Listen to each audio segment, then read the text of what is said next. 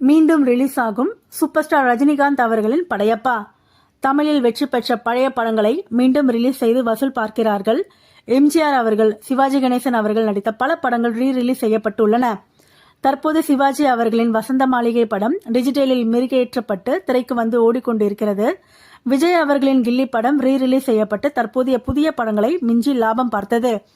இந்நிலையில் ரஜினிகாந்த் அவர்கள் நடித்து 1999ஆம் ஆண்டில் வெளியாகி பெரிய வெற்றியை பெற்ற படையப்பா படம் 25 வருடங்களுக்கு பிறகு இப்போது மீண்டும் ரிலீஸ் செய்ய இருப்பதாக அறிவித்துள்ளனர். இது ரஜினி அவர்கள் ரசிகர்களை உற்சாகப்படுத்தி உள்ளது. படையப்பா படத்தில் சிவாஜி கணேசன் அவர்கள், ரம்யா கிருஷ்ணன் அவர்கள், சௌந்தர்யா அவர்கள் ஆகியோரும் நடித்திருந்தனர். இதில் ரம்யா கிருஷ்ணா அவர்களின் திமிரான நீலாம்பரி கதாபாத்திரம் ரசிகர்களை மிகவும் கவர்ந்தது. ரஜினி அவர்களின் பாட்ஷா படத்துக்கு இணையாக ரசிகர்களால் அதிகம் கொண்டாடப்பட்ட படமாகவும் இது அமைந்தது. இதில் AR ரஹ்மான் அவர்கள் இசையில் இடம்பெற்ற என் பேரு படையப்பா, மின்சார பூவே, சுற்றி சுற்றி, வெற்றி கொடிக்கட்டு, ஏறிதே ஆகிய பாடல்கள் பட்டி தொட்டிக்கும் ஒலித்தன.